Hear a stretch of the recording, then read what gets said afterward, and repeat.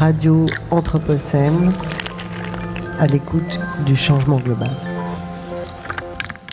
Et bonjour à toutes et à tous, enfin rebonjour, vous êtes toujours bien installés sur les ondes de Radio Anthropocène. Nous sommes en direct pour la 6e édition du festival à l'école de l'Anthropocène et nous sommes en direct pour une émission d'1 heure en public, en direct depuis le café Pilot.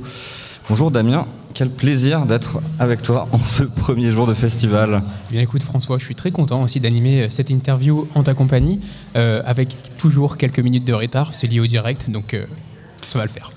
Et pour débuter ce festival, au programme de ce mercredi, on va partir d'une réflexion sur les solidarités à inventer dans un monde de plus en plus incertain. Une exploration radiophonique pour mieux cerner les liens qui traversent nos sociétés et nous sommes pour cela en charmante compagnie avec Michel Lusseau, Yasmine Bouaga et Bernard Bowles. Alors Yasmine Bouaga, pardon, allez-y, vas-y Damien, excuse-moi. Alors Yasmine Bouaga, vous êtes maire du 1er arrondissement de Lyon et chargée de recherche en sciences sociales au CNRS. Bonjour Yasmine Bouaga. Bonjour. Bernard Bowles, vous êtes notamment, et je dis bien notamment, spécialiste de la condition carcérale. Vous êtes fondateur de l'Observatoire international des prisons, du média Prison Insider et aujourd'hui de Concertina, les rencontres estivales autour des enfermements. Bonjour Bernard Bowles. Bonjour. Michel Lusseau, vous êtes géographe, professeur à l'ENS de Lyon et directeur scientifique de Cité Anthropocène, la fameuse association qui organise le festival qui nous occupe. Bonjour Michel Lusseau. Bonjour. Alors on vous l'a dit, nous allons discuter solidarité pour la prochaine heure. Un choix audacieux tant c'est un terme chargé d'histoire qui a pu revêtir différentes formes. Tantôt la charité, tantôt la fraternité, l'égalité, le bénévolat, l'associationnisme, la sécurité sociale. Autant de mots qui renvoient à des paradigmes distincts. Mais alors, la solidarité, est-ce encore un mot d'actualité ? Ou plutôt, quelle forme de solidarité inventer dans un monde concerné par des crises multiples et qui tendent à s'accentuer ? La crise environnementale redoublant les inégalités sociales. Pourtant, à en croire nos politiques, parler de solidarité semble quelque peu désuet. On n'entend plus vraiment parler, ou alors c'est pour mieux la questionner, la critiquer, comme s'il s'agissait d'un gros mot.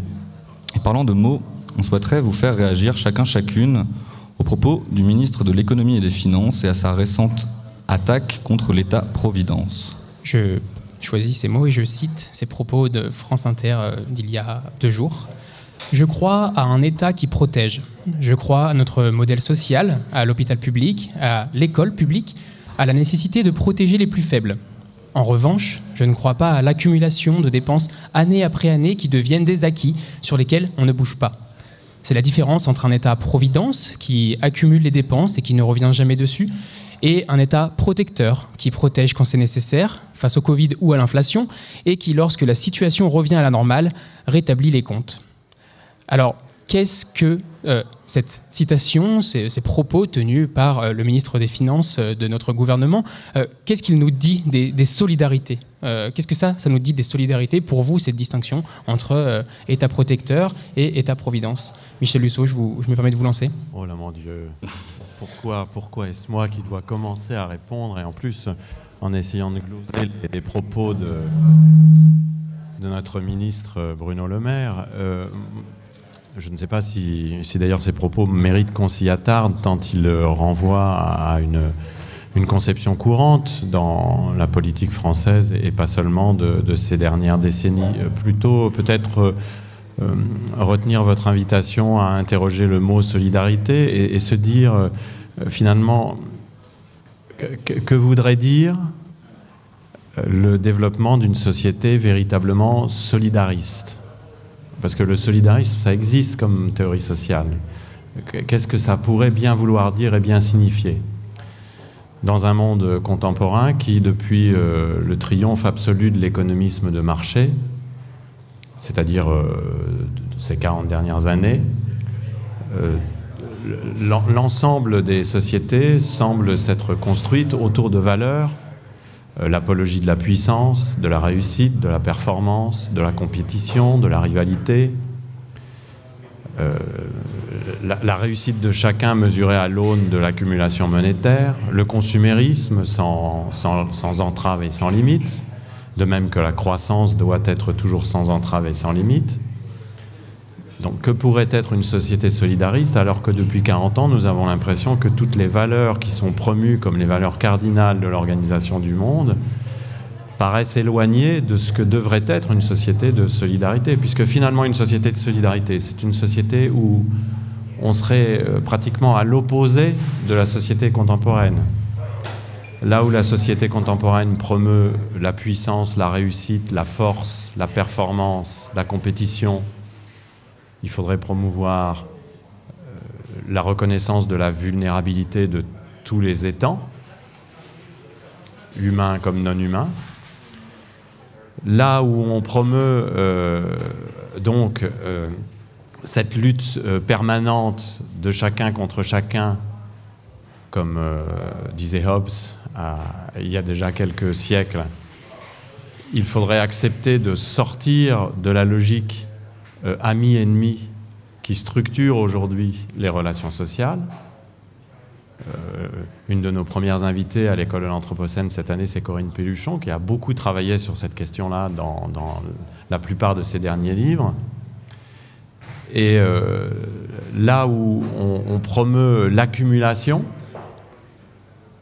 voire la confiscation prédatrice des biens et des valeurs par ceux qui peuvent se le permettre, il faudrait privilégier le partage, la redistribution généralisée et inconditionnelle, fondée sur l'idée d'égale dignité de tous les étangs, d'égale dignité de tous les humains déjà au premier chef. Alors on voit bien que l'écart qu'il y a entre cette toute première entrée en matière solidariste ou convivialiste, enfin comme on voudra, parce qu'il y a plein de théories en stock qui existent, mais qui convergent quand même toutes vers cette idée-là, et le constat qu'on peut faire du monde contemporain, il n'est pas étonnant qu'un ministre des Finances puisse se permettre quelques billevesées de ce genre. Et parce qu'en fait, lui, il est totalement dans l'idée qu'il est légitime que les meilleurs, entre 16 guillemets, réussissent.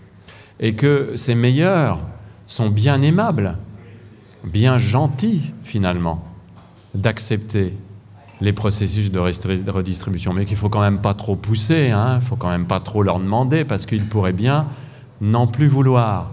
La société solidaire, c'est justement la société où ce principe-là ne poserait pas question. Donc je pense que nous n'en avons jamais été plus loin qu'aujourd'hui. Si on rentre un petit peu dans la corpulence, dans le concret, les chairs de l'état de nos solidarités aujourd'hui, et pour poursuivre votre propos, Michel Lusseau, sur ce méta-récit dans lequel on est aujourd'hui amené à vivre, et qui s'inscrit en direction totalement inverse par rapport à ce que pourrait être un solidarisme. J'aimerais vous demander, Yasmine Bouaga, vous en tant que maire d'arrondissement, du premier arrondissement de Lyon, quel est l'état des solidarités aujourd'hui que vous pouvez observer? Comment s'incarne ce récit et ce contre-récit à travers des actions que vous pouvez proposer en tant que maire d'arrondissement? Alors moi je vais commencer par répondre à la question que vous aviez posée à Michel Lusseau pour dire que par rapport à la citation que vous avez faite de Bruno Le Maire, je suis d'accord avec ce qu'il dit. Je suis d'accord avec ce qu'il dit, mais pas avec ce qu'il fait. Mais en fait, si l'État était protecteur, si l'école fonctionnait bien, elle était suffisamment financée pour donner leur chance à tous les enfants, si l'hôpital public fonctionnait bien, si tous les citoyens étaient effectivement protégés, on serait dans une société solidaire, dans une société qui effectivement prend soin de l'ensemble de ses citoyens et de l'ensemble de ses habitants aussi dans leur diversité, mais en tenant compte de l'intégralité du vivant. Et ce n'est pas du tout ce qui se passe. Bruno Le Maire utilise ce discours pour, en réalité, faire revenir en sous-jacent un discours d'austérité sur la dette qui est particulièrement inquiétant quand il entre en plus combiné avec la perspective d'un conflit armé. Là, donc on a aussi une musique sous-jacente qui est particulièrement inquiétante et qui cherche à faire taire tout ce qui pourrait relever de la contestation sur l'accroissement gravissime des inégalités dans notre pays. Les annulations de crédits décidées par Bruno Le Maire, elles heurtent directement les enjeux de cohésion sociale et de préparation de l'avenir. C'est sur les 10 milliards, 2 milliards sur la transition écologique, ça nous concerne directement. Hein. C'est 2 milliards par exemple qui pour toute la France étaient répartis notamment sur des budgets pour rénover des collèges. Donc au quotidien, ben voilà, vos enfants sont dans des collèges où parfois il fait froid l'hiver ou il fait beaucoup trop chaud l'été. Et ben ces budgets de rénovation ont été rayés d'un trait de plume. Un budget aussi majeur et dont on voit les conséquences au quotidien dans l'arrondissement, c'est celui dédié à la vie scolaire. Donc pareil, dans les annulations de crédit concernant l'enseignement, il y a une part importante concernant la vie scolaire, l'accompagnement des élèves et en particulier les budgets concernant les accompagnements des élèves en situation de handicap. Donc on a cette philosophie de l'école inclusive. Donc les enfants en situation de handicap ne doivent pas être en institution, mais au contraire aller à l'école, avoir les mêmes chances que les autres enfants, mais on ne met pas les personnels qui leur permettent de rendre possible cette scolarité et on se retrouve avec des situations qui sont des situations de souffrance pour ces enfants, pour les équipes enseignantes qui sont démunies à ne pas pouvoir les accompagner. Nous, on a en ce moment même des grèves dans les écoles concernant cette problématique-là. Donc cet enjeu de la solidarité, on le vit et on souffre de la destruction opérée par le gouvernement au quotidien. Alors comment, à l'échelle d'un arrondissement, on essaye d'y répondre? On n'a pas, bien sûr, les mêmes leviers de politique publique que l'État. Et on essaye de faire ce qu'on peut avec ces moyens-là. Donc on a une stratégie au niveau de la ville qui est déjà de lutter contre le non-recours aux droits, parce que malgré tout, il reste des droits sociaux à défendre. On a, par exemple, des permanences d'accès aux droits pour permettre aux gens d'essayer de faire valoir leurs droits, qui peuvent rencontrer un avocat, une médiatrice, un service de médiation numérique aussi en mairie d'arrondissement. Tant on sait qu'il y a une vraie barrière pour l'accès aux droits sociaux qui se passe avec cette numérisation, cette dématérialisation. Et par ailleurs, on déploie aussi des expérimentations. Alors au niveau de la métropole, je pourrais en reparler, l'expérimentation sur le revenu solidarité jeune, sur la sécurité sociale de l'alimentation. Et au niveau de l'arrondissement, là, on travaille sur un tiers-lieu des solidarités. Donc essayer aussi de mettre des espaces à disposition pour l'expérimentation, l'innovation en matière de solidarité. On aura effectivement le temps de revenir peut-être en détail sur toutes ces expérimentations et les actions concrètes que vous déployez au regard de cette question des solidarités.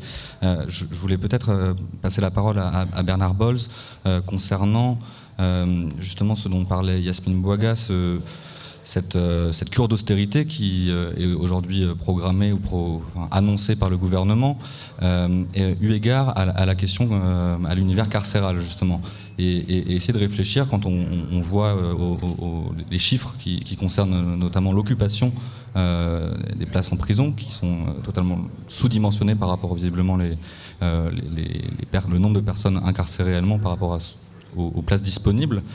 Qu'est-ce que ça dit finalement le traitement qu'on fait de ces espaces, en particulier que peuvent être les prisons, de ces personnes dites ou mises à la marge de nos sociétés, quand on s'en occupe finalement si mal? Qu'est-ce que ça dit de l'état de nos solidarités? Ça dit beaucoup de choses. Ça dit beaucoup de choses. Vous avez évoqué effectivement l'état des prisons. Ça me fait penser à une phrase de Stig Dagerman qui dit celui qui construit des prisons, qui bâtit des prisons, s'exprime moins bien que celui qui bâtit la liberté. Et c'est vrai qu'on a toujours un programme de 15 000 places en route. Quand il est fini, on en remet un en route. Et donc, on voit très bien qu'on bâtit des prisons au lieu d'essayer d'emmener les gens vers leur liberté. Donc, ça va dans le mauvais sens. On a en France 109 détenus pour 100 000 habitants. En Allemagne, c'est 75. Donc ils ont 20 millions d'habitants de plus que nous. Donc on s'aperçoit qu'avec une population infiniment supérieure, on incarcère plus de 25%, 30% pratiquement de moins. Donc je pourrais multiplier les exemples de cet acabit. Donc cette phrase de Stig Dagerman est très importante pour moi. J'en cite une autre que j'apprécie énormément. Elle est d'Edmond Michelet, qui est garde des Sceaux en 1959, et qui dit « Je suis du côté de ceux qu'on enferme ». Je suis le garde des Sceaux, le ministre de la Justice, qui dit en 1959 « Je suis du côté de ceux qu'on enferme ». Simone Veil, la ministre, hein, pas la philosophe, dit, à l'époque, elle est dans l'équipe de direction de l'administration pénitentiaire, c'est son premier poste. Elle est magistrate, il n'y avait pas encore l'école de la magistrature. Et elle dit la même chose. Ces personnes étaient passées par les camps. Et donc, ils avaient une acuité, enfin, un sentiment extrêmement développé de ce que c'est que d'être enfermé. Aujourd'hui, ça s'est quand même passablement oublié. La seule réponse qu'on apporte tout le temps, c'est de l'enfermement. Et il y a une misère qui règne là autour qui est incommensurable. Je citerai un dernier exemple qui montre où on en est, au moins en France. Avec Prison Insider, on est allé voir ce qui se passait dans d'autres pays d'Europe. On va même aujourd'hui en Afrique du Sud. On est en train de bâtir un outil à l'échelle du monde qu'on a appelé le Prison Life Index, avec 2 labos du CNRS, avec un labo de recherche en droit pénal à Bruxelles, avec Sciences Po Grenoble. Ça fait des années qu'on travaille là-dessus. Ça va commencer à sortir. Très difficile de trouver de l'argent là-dessus. Mais donc on va voir la formation des personnels en France, elle est de 8 mois. Et les jeunes surveillants, il y a une hémorragie de jeunes surveillants parce qu'ils sont effrayés quand ils sont jeunes surveillants dans un établissement pénitentiaire par la surpopulation. C'est une personne dans une place normalement. Quand vous avez 3 personnes dans une place, qu'est-ce qui se passe? Ce qui se passe, c'est que s'il y a un incident, le jeune surveillant est complètement démuni. Par exemple, si les œilletons sont cassés. J'ai été au contrôle général des lieux de privation de liberté pendant 7 ans, donc j'ai contrôlé ce type d'établissement, plus des gendarmeries, des commissariats de police et autres centres de rétention et hôpitaux psychiatriques. L'œilleton est cassé. Quand vous avez 3 détenus dans une cellule, vous ne pouvez pas faire de punition collective. Donc l'œilleton n'est pas remplacé. Donc le surveillant qui fait la ronde la nuit, il n'ose pas approcher son œil parce qu'il se dit « je vais prendre une pique dans l'œil ». On arrive le matin, c'était à la prison de Villepinte, à 7h30 du matin, on y était la veille, et on y est tous les jours pendant pas mal de temps. On nous dit, la ronde, il y a eu un suicide dans la nuit, on nous dit, toutes les rondes se sont bien passées, alors qu'ils nous disaient la veille qu'ils ne les exécutaient pas. Donc on met les personnes dans des grandes difficultés, elles sont dans l'incapacité de faire leur travail, parce que forcément, comme on ne peut pas punir 3 détenus, on peut remplacer le carreau de l'œilleton 2 fois, mais pas 5 fois ou 10 fois, donc on ne le remplace plus.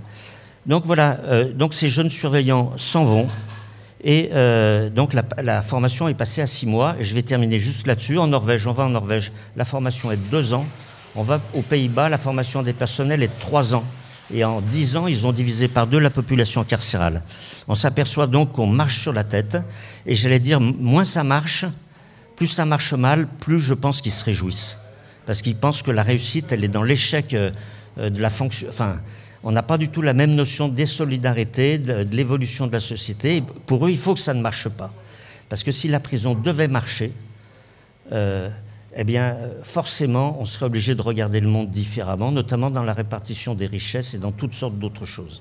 Et pour rebondir à vos 3 réponses, j'aimerais qu'on reparte sur cette idée d'échec, de démembrement de l'État-providence dont on parlait au tout début, mais on va essayer d'aller un peu plus loin avec la notion de crise du care que vous mettez en avant, Michel Lusseau, dans certains de vos articles.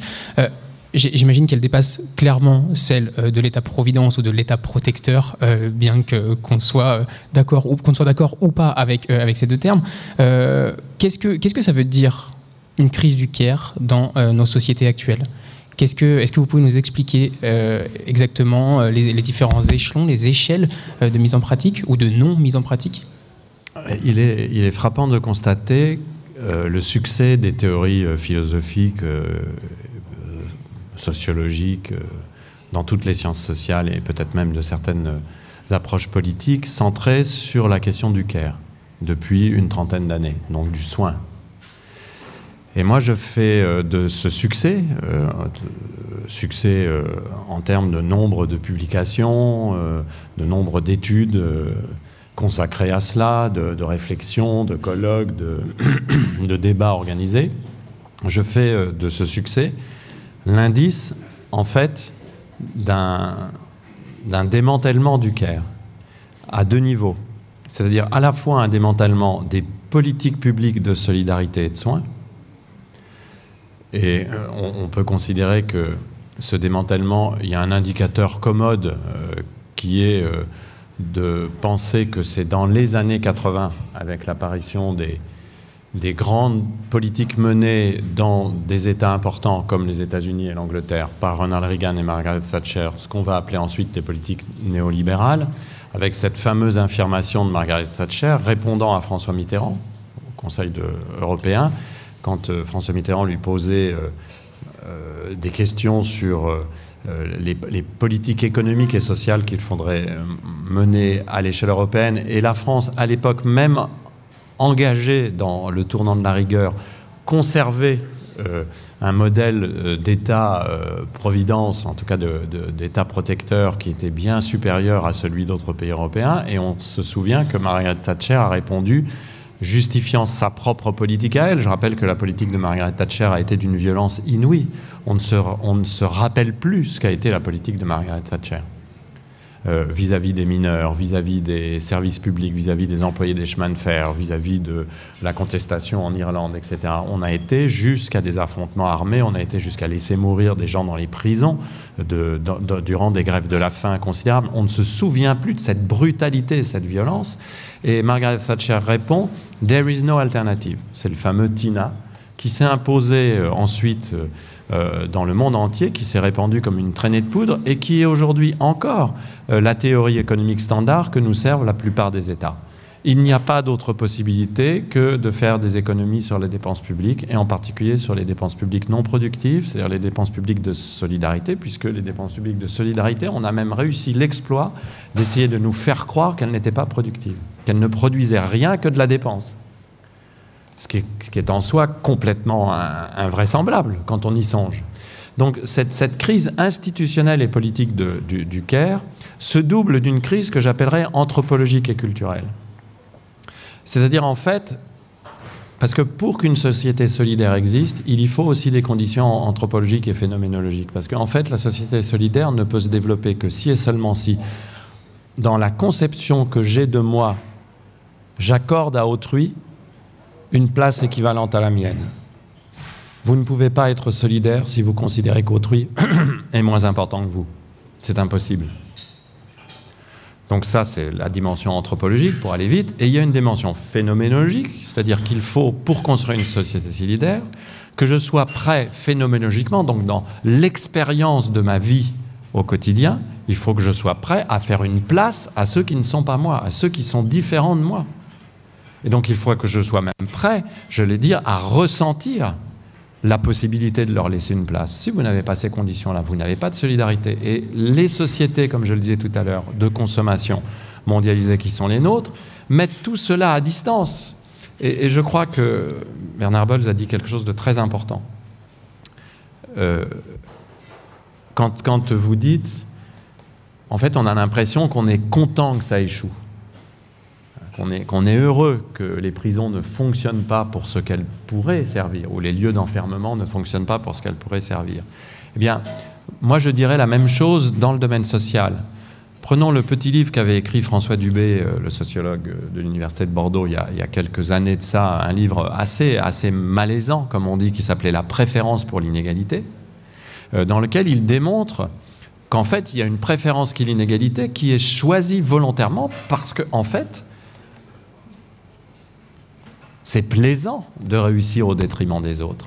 Hein, rappelez-vous cette fameuse phrase d'Alphonse Allais, humoristique, « À quoi sert-il d'être riche si l'on n'est pas plus riche que son voisin ?»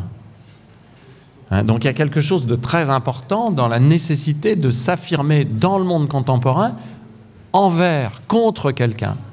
Hein, la réussite des uns est considérée comme liée nécessairement à l'échec des autres.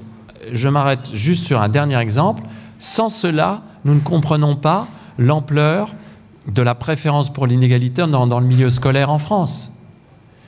L'échec des uns rend plus valorisé et valorisable le succès des autres. Et plus exactement, le succès des uns présuppose l'échec des autres. Comme vous le savez, je me suis un peu occupé de programmes scolaires. À chaque fois qu'on a mis en place des programmes scolaires qui se fondaient sur l'idée d'une éducation inclusive et partagée, imparablement, et c'est encore aujourd'hui dans tous les articles sur les nouveaux décrets d'organisation du collège qui ont été publiés il y a 3 jours, imparablement on vous dit, si vous voulez une école inclusive, c'est-à-dire une école qui fait réussir tout le monde, imparablement, que vous dit-on? Vous voulez tirer les plus forts et les meilleurs vers le bas. Vous voulez niveler vers le bas. Mais qu'est-ce que c'est que cette bêtise? Qu'est-ce que c'est que cette idée complètement tordue qui veut que la réussite des uns dû nécessairement s'accompagner de l'échec des autres? Parce que sans échec des gueux, ma réussite n'est pas enviable. Donc moi, je pense que la crise du Caire, elle est double. C'est une crise culturelle et c'est une crise politique et économique. Et justement, sur cette crise du Caire comme une double crise, j'aimerais peut-être juste interroger ce que vous venez de nous partager, Michel Lusseau, et notamment sur cette question de cette crise culturelle et ce rapport anthropologique à l'autre qui se perdrait ou qui serait mise à mal à certains égards. Et notamment prendre l'exemple de ce qui s'est observé pendant la pandémie de Covid-19, au cours de laquelle des formes de solidarité se sont déployées assez spontanément, de manière autogérée, plus ou moins, au pied de nos immeubles, des relations de voisinage qui se sont observées, etc. Et du coup, en profiter pour simplement questionner, peut-être qu'il y a une forme de requalification aussi des formes et des agencements de la solidarité qui s'observent.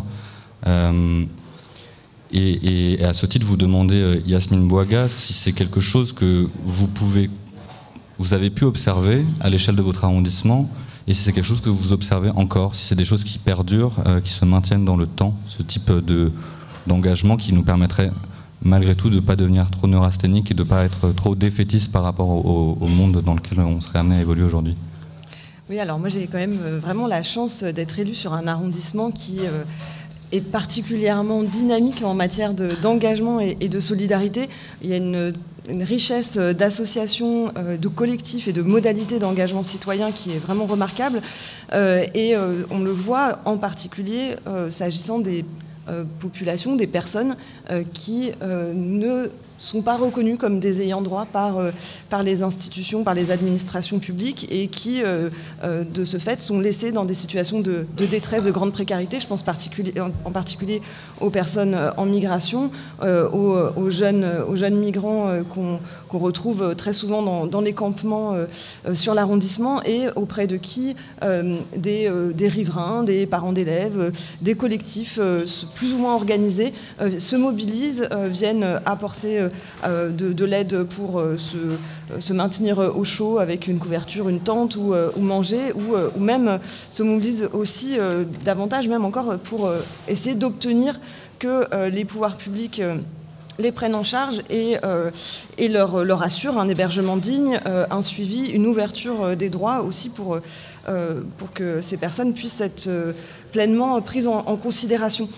Mais de ce fait, je voudrais aussi revenir sur cette question de la crise du Caire et des agencements de la solidarité, parce que ces collectifs citoyens, dans toute leur créativité, spontanéité individuelle et collective, ce qu'ils cherchent quand même avant tout, c'est une reconnaissance institutionnelle et une prise en charge par les institutions des besoins sociaux, des besoins de chacun des individus. Et je pense qu'il y a quand même quelque chose de fondamental là, dans l'idée politique, que ce care, ce soin, c'est une responsabilité collective qui doit être collectivement organisée, collectivement financée et dont on assure aussi collectivement la continuité. Donc c'est très bien l'hébergement solidaire, mais ça a ses limites quand finalement il peut y avoir des situations qui sont individuellement complexes, quelqu'un qui tombe malade ou autre. On a un besoin que la solidarité soit organisée institutionnellement et que sa continuité, sa stabilité, sa fiabilité soit assurée dans les institutions. Et c'est là qu'il y a un vrai enjeu politique du care. Le care ne relève pas de la sphère privée. Ce n'est pas uniquement les proches qui prennent soin de leurs proches, mais on a une solidarité qui s'exerce au niveau du territoire et pour laquelle on est en perpétuelle exigence de faire rentrer ceux qui en sont actuellement exclus. Oui, peut-être vous interrogez à propos de ce que disait Yasmine Bouaga, Bernard Bolz, sur finalement les solidarités, les micro-solidarités qui peuvent aussi, j'imagine, exister au sein de l'univers carcéral, entre détenus et personnel de prison, et sur justement ces partenariats à inventer entre public et société civile à l'échelle de la prison. Est-ce que c'est des choses qu'on observe ? Il n'y a pas de... Bien évidemment qu'on les observe, mais nous, disons, quand on est critique des administrations pénitentiaires ou des fonctionnements des institutions, on parle toujours des trains qui n'arrivent pas à l'heure. Et d'ailleurs, j'ai été journaliste 10 ans avant d'imaginer l'Observatoire international des prisons, pour lequel j'ai consacré une dizaine d'années de ma vie. Quand on est journaliste, on parle des trains qui n'arrivent pas à l'heure. C'est pas le journal des bonnes nouvelles, hein. Et donc, dans l'administration, on dénonce toujours ce qu'on voit, ce qu'on sait. Or, je vous rejoins complètement, il y a des solidarités en prison qui sont inouïes. Il y a des amitiés, il y a des solidarités, où c'est le mot qui convient. Les gens sont attentifs les uns aux autres. Alors, bien sûr qu'il y a des horreurs, mais les horreurs, elles naissent aussi de la promiscuité, d'un mode de gestion de la détention, parce que le CAIDA, c'est un mode de gestion de la détention qui est organisé par la direction des établissements ou par les surveillants et qu'on laisse faire. Donc tout ça est à regarder avec beaucoup de précision, mais j'ai vu des détenus quand les prisons de Lyon ont été démolies, enfin, pas entièrement, mais parce que certains bâtiments sont restés. Moi, j'ai vu des détenus devant les appareils qui sciaient, qui démolissaient des bâtiments. J'en ai vu pleurer. Parce que c'était un endroit où ils avaient vécu, où ils avaient aussi vécu, excusez-moi, mais c'est comme ça, des belles choses. Et cet été, à Concertina, on aura une séquence qui s'appelle « Rire en prison ». Et c'est... voilà, on peut rire en prison, on peut être solidaires les uns des autres. Avec les personnels... Tout est fait pour qu'effectivement il y ait de la distance, parce que normalement c'est des gens qui sont souvent issus des mêmes classes sociales, et s'ils se solidarisent, il n'y a plus de prison, parce que ça craquera de partout. Donc il faut toujours inventer des systèmes pour les opposer les uns aux autres, avec des gens qui marchent dans la combine. Je veux dire, là aussi on marche à l'envers.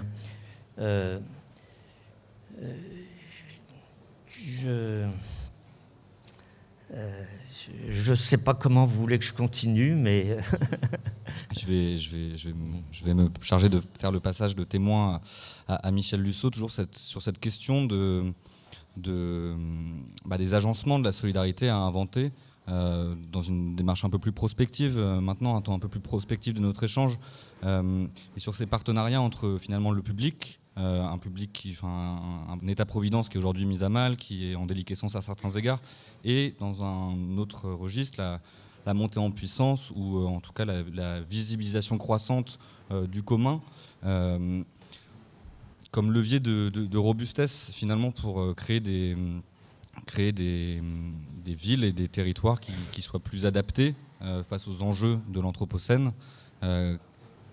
Quels sont ces mécanismes qui permettraient ces agencements publics communs qu'on pourrait inventer, Michel Lusseau ?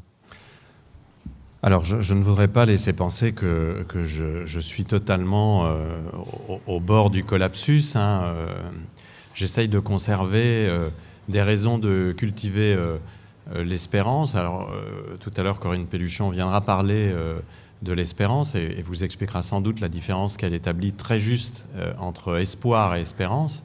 Je continue de miser sur l'espérance, notamment à partir de ce que Yasmine, de ce que Bernard vient d'évoquer, c'est-à-dire le fait que lorsqu'on observe en micro-géographe ou micro-anthropologue ou micro-sociologue les pratiques effectives de solidarité ou de soins ou de justice, on est parfois rasséréné. On se dit il y a un réservoir extrêmement important, un gisement extrêmement important de pratiques solidaires, et avec d'ailleurs et ça aussi c'est très intéressant, des procédures qui sont des procédures qui se développent en se rationalisant, c'est-à-dire aussi des procédures solidaristes qui ne se cantonnent pas à l'affect, et moi je n'ai rien contre le fait de reconnaître au sentiment et à l'affect une importance fondamentale dans les relations sociales,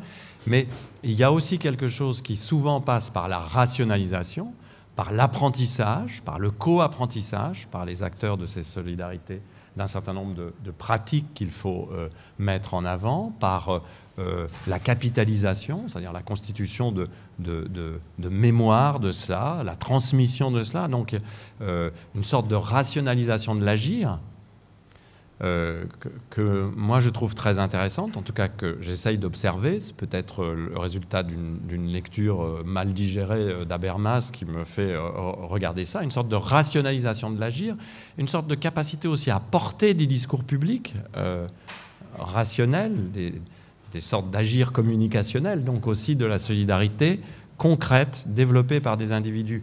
Mais toujours, si ces solidarités s'expriment, alors on s'aperçoit qu'il y a des sortes de prérequis. Et parmi les prérequis, il y a ceux de sortir de l'écrasement d'autrui, c'est-à-dire sortir de l'idée que autrui vaut moins que moi. Sortir de ce que j'appelle le syndrome L'Oréal, vous savez, la publicité parce que je le vaux bien, hein, qui est une sorte de manifeste de la période contemporaine. Chacun, entrepreneur de soi-même, met toujours plus haut la barre de ce qu'il estime être sa valeur. La solidarité, c'est déjà ouvrir sa focale à la possibilité de considérer tout alter ego comme doté d'une égale dignité, pas forcément d'une homogénéité. Et j'irais même plus, en période anthropocène, en période de crise écologique ou de changement global, il faut de surcroît que nous commencions à prendre l'habitude d'ouvrir cette solidarité aux non-humains. Ce qui, évidemment, rend les choses encore plus complexes. Donc, en fait, c'est pour ça que j'insistais tout à l'heure sur le fait qu'il y a une dimension anthropologique, phénoménologique à ces éthiques solidaristes. C'est pas simplement pour ça que j'aurais peut-être une légère différence d'appréciation avec Yasmine. Moi, en fait, je crois que, bien sûr, la puissance publique doit avoir son rôle. Mais je pense que au démarrage et à la fin des entreprises solidaristes, il y a quelque chose qui est de l'ordre d'une mobilisation éthique des individus, qui s'appuie sur des choix. Là aussi, une des raisons pour lesquelles on a invité Corinne Pelluchon pour aujourd'hui, c'est tout son travail sur l'éthique des vertus, hein, qui s'appuie sur quelque chose qui est destiné à se changer soi-même pour modifier sa relation aux autres, en fait. Si vous n'avez pas ça, Yasmine, je pense que toutes les procédures pourront être effectives. La solidarité restera une prestation commerciale comme une autre, restera un produit échangeable comme un autre. Et c'est ça, moi, qui m'inquiète, et c'est ça, dans vos exemples, qui est intéressant, à contrario, c'est quand la solidarité, le soin, n'est pas un échange commercial comme un autre, mais quelque chose qui participe d'une éthique. Et pour réagir à vos propos, et certainement laisser une petite place à la réponse à Yasmine Bouaga, j'aimerais revenir avec vous sur quelles formes de solidarité sont à inventer, et surtout quel socle de ces solidarités est à inventer, tout en sachant qu'il y a certainement certainement une certaine remise en cause de l'appui des formes de solidarité sur l'emploi. Actuellement, des sociologues depuis plus d'une vingtaine d'années mettent en évidence la fin d'un modèle salarial, ou en tout cas d'une société du salariat. Et pour autant, nos protections sociales, nos solidarités s'appuient toujours sur cette activité phare de nos vies quotidiennes qui est l'emploi. Comment est-ce qu'on peut le repenser ça à l'échelle d'une ville, également à l'échelle d'une métropole, et puis en tout cas à l'échelle qui est la vôtre, Yasmine Bouaga? Oui, alors c'est une discussion. On est en train de rentrer vraiment dans le cœur théorique de la discussion, et c'est extrêmement stimulant. Et moi, je voudrais commencer par répondre sur cette question finalement de l'individuel et du collectif qui est au cœur de la politique. Et je pense qu'il y a des transformations éthiques de l'individu qui ne peuvent pas se faire de façon isolée. Elles se font dans des mobilisations collectives qui sont déjà politiques. Et la première qui permet de répondre à la question que vous posez sur les solidarités inventées, c'est une remise en question de la propriété et de l'appropriation qui est nécessaire pour faire face en fait aux défis à venir. Vous avez parlé du commun comme levier de robustesse. Le commun, c'est ce qu'on reconnaît comme n'étant pas appropriable, étant hors de la sphère de la commercialisation et du profit individuel. Et c'est ce qui nous permet de penser ensemble la préservation d'un bien collectif qu'on va désigner comme un bien commun et sa juste répartition, la manière dont on peut permettre à chacun d'y avoir accès selon ses besoins. Et c'est le raisonnement qu'on a essayé, qu'on a mis en œuvre au niveau de la métropole de Lyon sur l'eau. C'est-à-dire avoir une démarche donc déjà de retirer la gestion de l'eau à l'entreprise privée pour qu'elle redevienne un bien commun. Géré par la collectivité, mais véritablement avec une institution démocratique de gestion, avec une assemblée des usagers de l'eau qui représente non pas seulement une administration des élus, mais des citoyens et citoyennes engagés et qui vont ensemble réfléchir sur quelles peuvent être les modalités de la juste gestion de l'eau et notamment de la juste tarification qui peut assurer à la fois que chacun ait un accès digne à cette ressource vitale et que dans le même temps, on assure sa protection, c'est-à-dire qu'on mette fin aussi à la gabegie, au gaspillage, aux consommations ostentatoires dans les piscines individuelles, etc. Et donc c'est ce qu'on a voté la semaine passée à la métropole de Lyon, une tarification progressive de l'eau qui permet un versement solidaire pour les personnes aux plus bas revenus et qui assure cet accès digne à l'eau, avoir une gratuité des premiers mètres cubes, avoir ensuite une tarification progressive qui amène à avoir une gestion aussi responsable de la consommation. Et je pense que ce raisonnement, donc je vous donne cet exemple de l'eau, mais ce raisonnement, on peut l'appliquer de façon plus large. Et je pense que aussi en termes de créativité politique, il faut aussi se donner le droit de réfléchir à comment on répond à la crise du logement. Tout le monde a besoin de se loger. Et on constate au quotidien les dérives de la spéculation immobilière. Et c'est normal quand on est un individu, qu'on possède son appartement, qu'on veut le revendre, qu'on cherche à en tirer le meilleur prix. C'est une logique individuelle totalement normale. Simplement, si on veut assurer que toutes les personnes qui ont besoin de se loger puissent se loger et avoir un logement digne avec un salaire ordinaire, on va dire, à ce moment-là, il faut qu'on raisonne autrement sur aussi ce besoin et peut-être sortir des logiques uniquement de la propriété, de l'appropriation. Ça passe par le raisonnement, par exemple, sur une foncière solidaire, hein, que le foncier ne soit plus approprié individuellement, mais soit possédé par la collectivité, ce qui permet de casser les cycles enfin pas les cycles, mais plutôt les trajectoires ascendantes de spéculation et d'avoir un autre rapport en fait au logement, à l'habitat.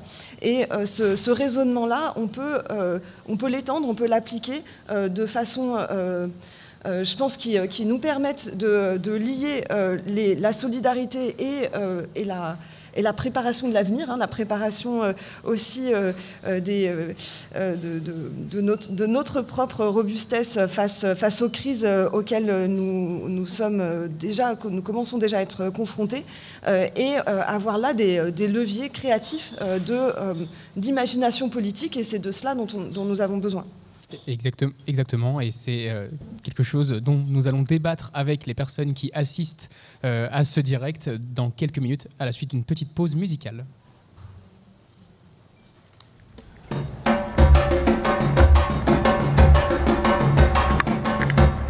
Radio Anthropocène, à l'écoute du changement global.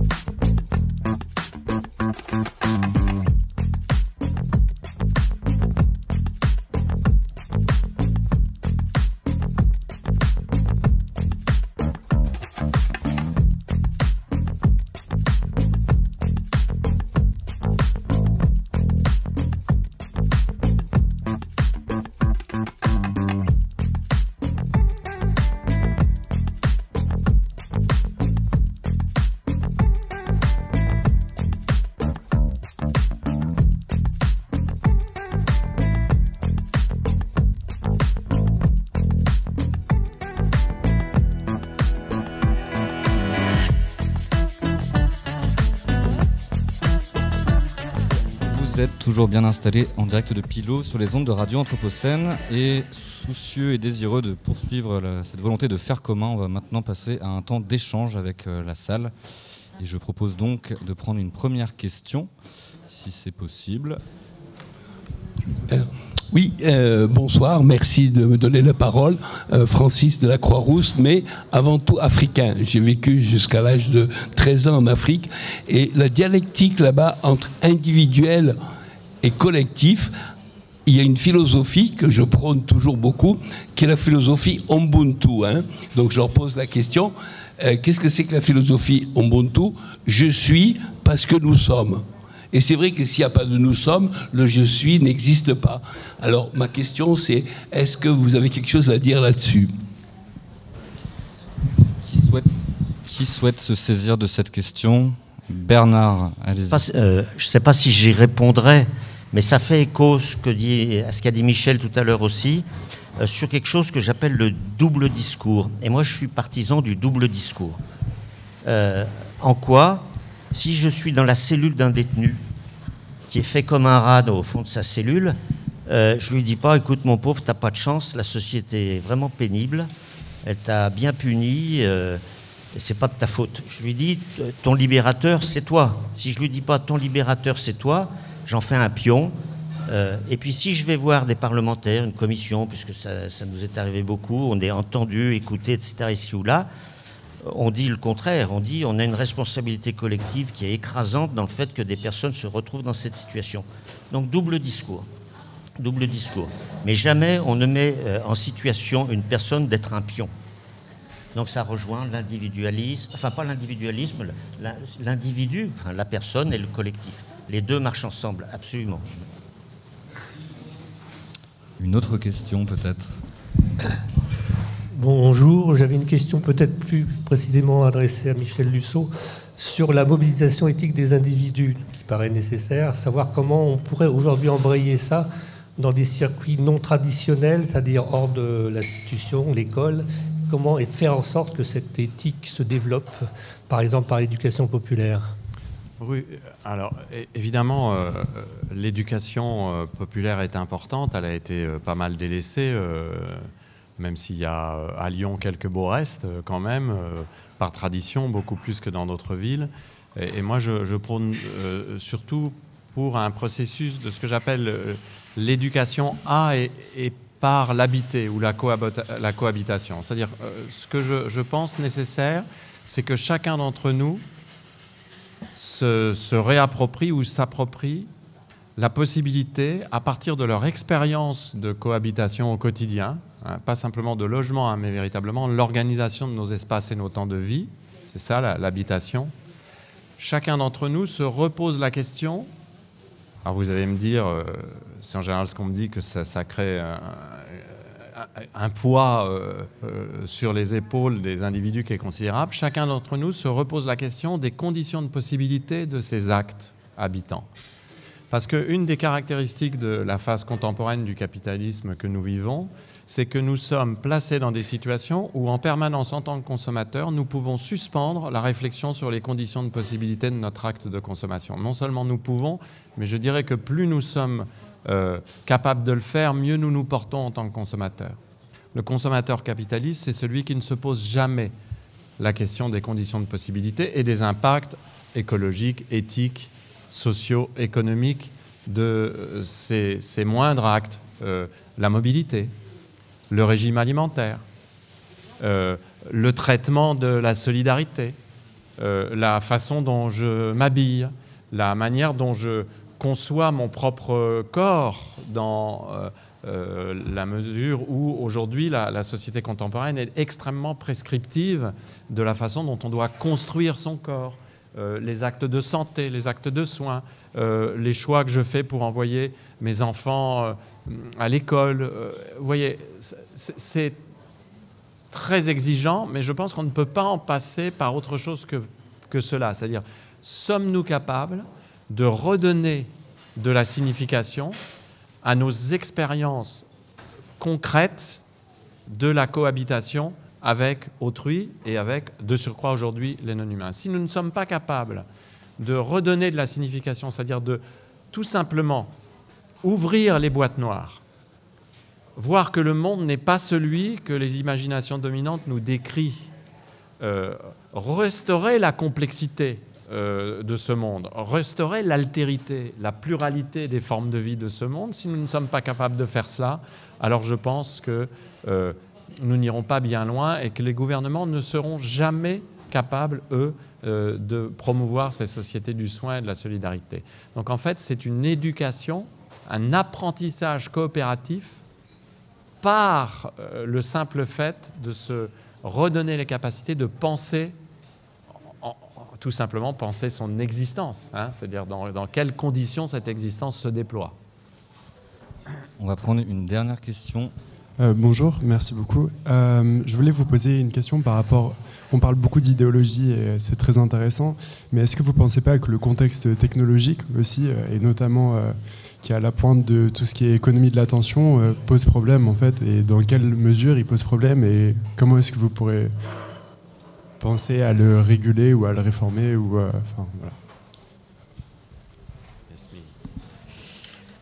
Alors oui, je pense que le contexte de capture de l'attention par les nouvelles technologies, enfin en particulier par les réseaux sociaux, est en fait un obstacle à la construction d'un collectif, à la construction d'un imaginaire politique commun aussi. Et c'est un défi qui nous concerne toutes et tous. Et de ce fait, je voulais revenir sur ce que disait Michel par rapport à cet enjeu de l'individu versus le collectif. Moi, ma position comme élue, c'est que en fait, les pouvoirs publics ont un rôle à jouer pour rendre possible la mobilisation et la transformation des comportements, des conduites individuelles. Quand on ne construit pas de pistes cyclables, on ne peut pas demander aux gens de se mettre à faire du vélo sur une route où les voitures roulent à 80 km/h. C'est juste pas possible. Il faut qu'on assure les conditions de possibilité de changement de mobilité. De même, pour ce qui est des changements en matière d'alimentation, on ne peut pas demander aux gens d'aller réduire leur consommation de viande quand on sert tous les jours de la viande à la cantine.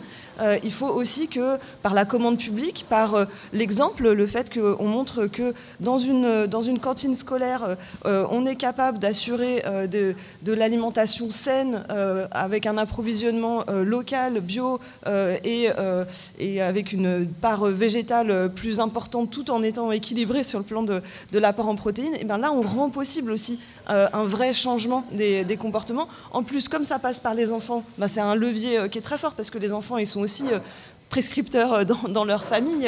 Alors là, on le voit un peu moins sur l'alimentation que sur la gestion des déchets, mais sur la gestion des déchets, c'est vraiment flagrant. Les petits seaux à biodéchets, c'est beaucoup les enfants qui ont expliqué à leurs parents comment les utiliser et puis aller permettre cette valorisation des déchets dans un cycle vertueux pour aller vers l'agriculture. Donc vraiment, moi je pense qu'il y a quelque chose dans l'interaction entre ce qui se joue au niveau des individus et ce qui se joue au niveau politique, qui est le levier sur lequel on peut agir pour transformer la société et essayer de faire bifurquer le modèle dans lequel on est et qui nous amène dans le mur chaque jour de plus en plus vite. Eh bien, ce sera le mot de la fin. Écoutez, un grand merci à tous les trois, tous les quatre, d'avoir participé à cet échange. Ces riches échanges. Histoire de rester solidaires, on va vite passer la parole et le plateau à Bérénice Gagne, qui reçoit Corinne Pelluchon pour discuter d'espérance et rester ainsi dans le thème. C'était un grand plaisir d'être avec vous et à très bientôt sur les ondes de Radio Anthropocène. Radio Anthropocène, à l'écoute du changement global.